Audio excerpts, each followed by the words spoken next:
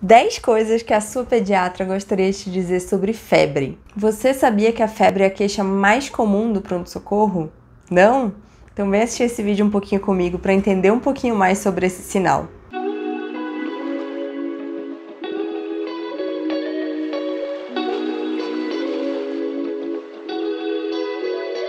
Definição: febre é uma temperatura maior ou igual a 37,8.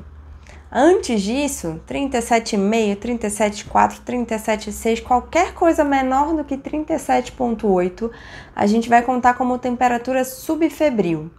Essa temperatura subfebril a gente orienta não medicar, tá? Então não é para ser medicada e também não vai contar como febre. A gente não pode esquecer, para que não haja pânico, que febre é só um sinal. Ela não é um sinal de alarme, então não é um sinal que necessariamente precisa ir ao pronto-socorro. E ela não é para ser mais valorizada ou supervalorizada em detrimento de outros sinais e sintomas. Então a febre não é mais importante do que uma tosse, ela não é mais importante do que uma dor na barriga. Qualquer outro sinal ele pode ser mais importante do que a febre, dependendo de como for. A maioria das febres é causada por doenças virais, gripes, resfriados, doenças intestinais virais, então diarreia por vírus, doenças exantemáticas, que são aquelas doenças que dão febre depois deixa o corpo todo vermelhinho. Várias doenças virais vão poder dar febre. E essas doenças, elas geralmente evoluem com febre por 3, no máximo até uns 5 dias e passa. A febre passa sozinha, sem necessidade de nenhuma medicação específica. Então, o segredo é paciência. Esperar um pouquinho, ter paciência para avaliar se aquela febre vai mostrar algum outro sintoma específico, vai evoluir ou não. Já aproveitando esse gancho, nem toda febre precisa ser levada em pronto-socorro. Justamente porque a grande maioria passa de 90% do que é causada por quadros virais. Então, são quadros virais benignos que vão ser resolvidos sozinho, só com sintomático, só com repouso, hidratação e tempo. O corpo precisa de tempo para curar quadros virais. Levar ao pronto-socorro traz 2 problemas. No momento que não é indicado levar, te dá a chance de pegar outras coisas. Então, às vezes, você vai com resfriado comum, sai de lá com vírus pior. Ou, além disso, vai sobrecarregar o sistema médico. Então, a criança que está realmente doente, com uma infecção mais séria, com necessidade de atendimento de urgência, ela vai demorar mais esperando por causa de uma fila de crianças ou com resfriados ou com infecções intestinais simples. Tá bom, Amanda, se nem toda a febre precisa ir em pronto-socorro, mas quais que são as que precisam? Então, a gente tem um grupo de sinais que a gente chama de sinais de alarme. São sinais que vão indicar pra gente que aquela febre talvez não seja por um quadro viral, talvez não seja tão boazinha assim. Quando que você deve levar a sua criança no pronto-socorro se ela tiver febre? Se essa febre passar de 72 horas, então se estiver de 72 horas para frente a partir do 3º dia, ou se ela tiver esse grupo de sinais de alarme. O que são? Prostração muito grande, então aquela criança que tá caidinha, que tá mole, que mesmo quando tá sem febre, ela não quer sair da cama, só quer dormir. Isso é prostração. Lembrando que é normal a criança ficar mais caidinha, mais molinha durante a febre. Passou a febre para voltar a brincar, tá? Outro sinal de alarme: falta de ar, cansaço, tá muito ofegante, tem que ser levado ao pronto-socorro também. Outro sinal de alarme: criança que mama, criança que não quer beber líquido, então tá mamando, não quer mamar, já é maiorzinha, não aceita nem água, não aceita líquidos, tem que ser levada em pronto-socorro também. No bebê, a gente também leva como sinal de alarme a gemência e o choro inconsolável. Então, mesmo sem febre, aquela criança não para de chorar, tá muito irritado, tá super difícil de controlar ele, a gente também quer dar uma olhada nessa criança. E por último, vômitos que também você não consegue acalmar com remédio, eles estão bem controláveis, também devem ser levados ao pronto-socorro. Se a sua criança for no pronto-socorro, é importante saber que nem sempre ela vai precisar de exames. A gente no pronto-socorro avalia a história da criança com febre, avalia o exame físico dela. Se aquele exame físico já disser um foco infeccioso para a febre, não precisa de exames.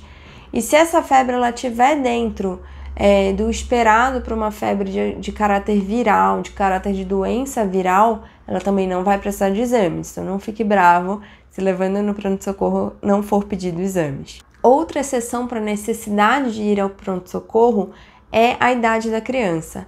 Então, febre em recém-nascidos e até em crianças até 3 meses. Então, menores de 3 meses, especialmente recém-nascidos, sempre precisam ir ao pronto-socorro. Doutora, mas foi uma febrinha de 37,9 e passou a febre. Precisa ser dado uma olhada nessa criança, porque recém-nascidos são muito mais sensíveis. Bebês muito pequenos são muito mais sensíveis. E se eles mantiverem tendo uma febre, é algum sinal de que talvez eles estejam com uma doença mais oculta aí. Então, precisa ser examinado o recém-nascido sempre. E para medicar a febre, como que a gente faz? Então, para medicar a febre, todo mundo sabe, a gente tem os antitérmicos, né? E é preciso lembrar de algumas coisas. Primeiro, nem toda febre vai precisar de antitérmico. Febres mais baixas, febre que a criança está se sentindo bem, a criança não está mole, não está caidinha, não está com dor no corpo, não necessariamente precisam ser medicadas, tá? A ordem, a necessidade real de medicar uma criança com febre é a depender de como ela tá. A febre vai ser muito mais para os sintomas que vêm junto, então aquela dor no corpo, aquela dor de cabeça, a criança tá molinha, a criança tá enjoadinha, daí a gente medica.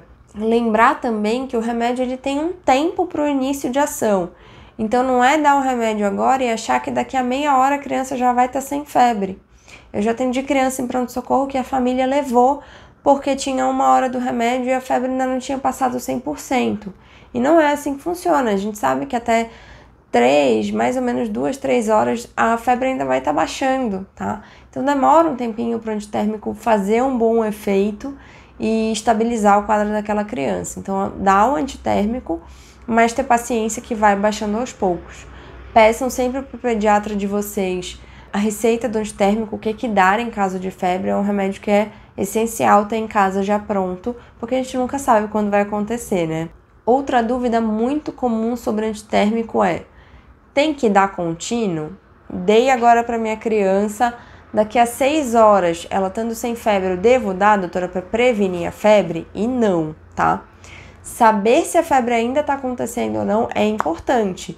Pensa quando você for lá daqui a 3 dias, se você precisar ir no pronto-socorro, a gente precisa saber se aquela criança ainda está tendo febre ou não. Então não é para dar antitérmico de forma contínua, só se a criança precisar, se a febre retornar.